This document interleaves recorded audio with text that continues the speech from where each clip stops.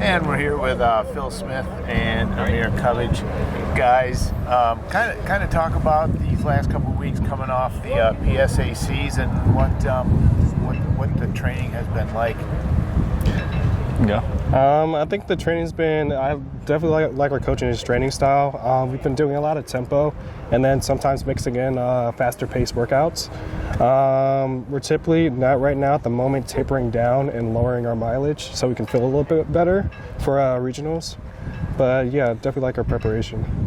Yeah, what we're doing is very reminiscent of what a lot of colleges are doing right now, just kind of reducing the volume but keeping the intensity pretty high so that we can sharpen up our legs for the race. And racing again on the same course that you just ran 2 weeks ago. Same course. Got to be a big advantage for the PSAC students, student athletes like yourself.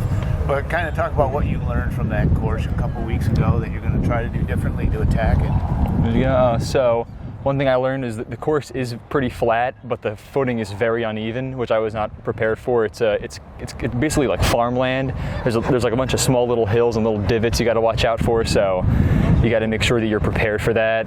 It can be muddy, and it's supposed to snow. I think it actually already snowed, and it'll be very cold. So I'm not sure if there's going to be any like little pockets of frozen water, or if it's going to be a little muddy. But I'm going to have to prepare for that and be ready. Yeah, and just that, like the course may be like a normal sized course, but it feels a little bit longer just because of how stretched out. Like there's like several loops in there, but each loop is kind of stretched out in its own way, and it makes it just feel that much longer. So how much different is it running in the snow or running as it gets colder into late November than when you started the season? It's certainly more difficult. I know that like physiologically your legs tend to tighten up much quicker.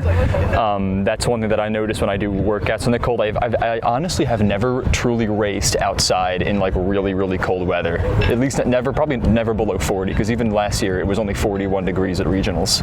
I mean, it's definitely a different like story because like your feet will be like slightly frozen, so that kind of changes the playing field, and then everyone like their breathing might change a little bit just because of the colder air, and so it definitely makes things interesting. See how like, everyone changes and adjusts to it. Definitely gonna pack on some layers to make sure I'm heated up and well in good shape.